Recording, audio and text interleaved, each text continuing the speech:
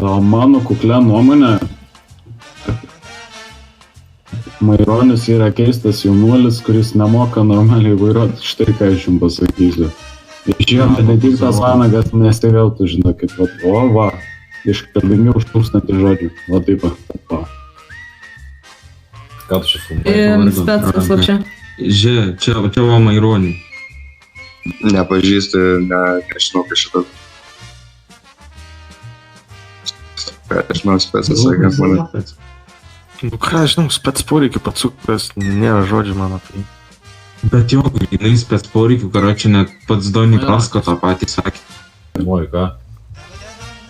Labai jabas, nahu, subordinacijos susilaiko, nežinau, tai reiškia, nahu, kaip urva vos neryži, blėt. Aš sutinku. Sužiūrėk, nahu, visas žibalės, blėt. Aš sutinku su jo nuomonė.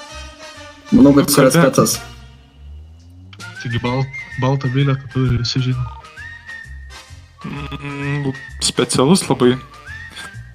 Toks... Jo. Jo, specialus labai. Pas mane tik vienas klausimas, ką jis daro dar medikuose. Bet tu jam parašai 2,9 įspėjimą, kas čia per 2,9 įspėjimą? Celių poreikių.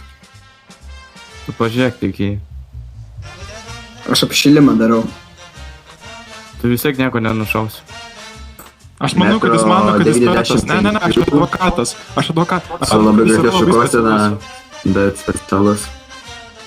Manau, kad aš esu sveiko proto, labai stiprus, raumeningas, greitas, protingas, šaunus, atkaklus, atsakingas ir